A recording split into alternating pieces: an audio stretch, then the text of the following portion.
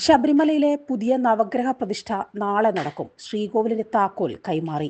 പ്രതിഷ്ഠയോടനുബന്ധിച്ച പൂജകൾക്ക് തുടക്കമായി. ശില്പി മഹേഷ് പണിക്കരിൽ നിന്ന് Thiruvithamkoor Devaswom board president advocate PS Prasanth താക്കോൽ ഏറ്റുവാങ്ങി. തന്ത്രി കണ്ഠരര് രാജീവർക്ക് കൈമാറി. തുടർന്ന് പ്രതിഷ്ഠയോട് അനുബന്ധിച്ച പൂജകൾക്കും തുടക്കമായി. ശുദ്ധിക്രിയകളാണ് ആദ്യം നടന്നത്. പ്രത്യേക പൂജകൾ ആരംഭിച്ചു.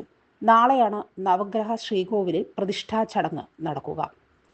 നാളെ പകൽ 11-നും 12-നും മധ്യേയുള്ള കന്നിരാശി മുഹൂർത്തത്തിലാണ് പ്രതിഷ്ഠ നടക്കുക.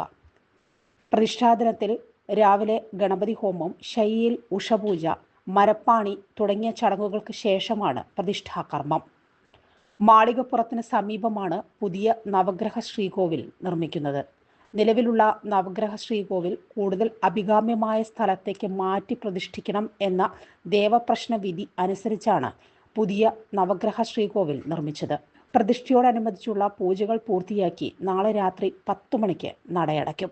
നാളെ ജൂലൈ 13-ന് പ്രതിഷ്ഠ നടക്കുന്ന ക്ഷേത്രം നിർമ്മാണ ശൈലി കൊണ്ട് സവിശേഷവും ആകർഷവുമാണ്. ചെങ്ങന്നൂർ തട്ടാവിള TS മഹേഷ് പണിക്കരുടെ നേതൃത്വത്തിൽ 25 പണിക്കാരുടെ അധ്വാനമാണ് പൂർണ്ണതയിലെത്തുന്നത്. 12 ടൺ ഭാരമുള്ള 4 കൃഷ്ണശിലകളിലാണ് ക്ഷേത്രത്തിന്റെ പഞ്ചവർഗത്തറയും പീഠവും കൊത്തിയെടുത്തിരിക്കുന്നത്. ഒറ്റശിലയിൽ ചെയ്യാനായിരുന്നു ഉദ്ദേശിച്ചിരുന്നതെങ്കിലും സന്നിധാനത്തേക്ക് കൊണ്ടുവരാനുള്ള പ്രായോഗിക ബുദ്ധിമുട്ടുകൊണ്ടാണ് 4 ഭാഗങ്ങളാക്കി കൊണ്ടുവന്ന് ഒരു ശിലാരൂപത്തിലേക്ക് മാറ്റിയത്. പഞ്ചവർഗത്തറയുടെ 4 മൂലയ്ക്കുമുള്ള തൂണുകളാണ് മറ്റൊരു പ്രത്യേകത. ഈ കൽത്തൂണുകൾ പഞ്ചവർഗത്തറയുമായി ബന്ധിപ്പിച്ചിരിക്കുന്നത് നാഗപ്പൂട്ടുകൊണ്ടാണ്. തിരുവനന്തപുരം ശ്രീ പത്മനാഭസ്വാമി ക്ഷേത്രത്തിലെ നിലവറകളിൽ ഉപയോഗിച്ചിരിക്കുന്നത് നാഗബന്ധന പൂട്ടാണ്. നാഗർകോവിൽ നിന്നാണ് കൃഷ്ണശിലകൾ എത്തിച്ചത്. 600 ക്യൂബിക് അടി നിലമ്പൂർ തേക്കാണ് തടിപ്പണികൾക്ക് ഉപയോഗിച്ചിരിക്കുന്നത്. 28 കഴുക്കോലുകളാണ് ക്ഷേത്രത്തിനുള്ളത്. 27 നക്ഷത്രങ്ങളെയും മകരവിളക്കിന്റെ മുഹൂർത്തം കണക്കാക്കുന്ന അഭിജിത്ത് നക്ഷത്രത്തെയുമാണ് ഇവ പ്രതിനിധീകരിക്കുന്നത്. കഴുക്കോലുകളുടെ പുറത്തേക്കുള്ള ഭാഗത്ത് ഗജവ്യാളികളുടെ രൂപം കൊത്തിയിട്ടുണ്ട്. സാധാരണയിൽ നിന്ന് വ്യത്യസ്തമായി അവ ശ്രീകോവിലിനുള്ളിലേക്ക് അഭിമുഖമായിട്ടാണ് പണിതിരിക്കുന്നത്. ക്ഷേത്രത്തിന്റെ 4 ദിക്കിലേക്കുമുള്ള മുഖപ്പുകളിൽ ഋഷിരൂപത്തിൽ 4 ഗ്രഹങ്ങളെ ചിത്രീകരിച്ചിട്ടുണ്ട്. കിഴക്ക് സൂര്യനും പടിഞ്ഞാറ് ശനിയും വടക്ക് വ്യാഴവും തെക്ക് ചൊവ്വയുമാണ് ഉള്ളത്.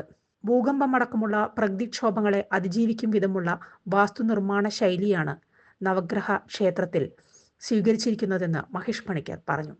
മേൽക്കൂര ചെമ്പ് പൊതിഞ്ഞാണ് ഉള്ളത്. ചെമ്പിലും ചിത്രപ്പണികൾ ഉണ്ട്.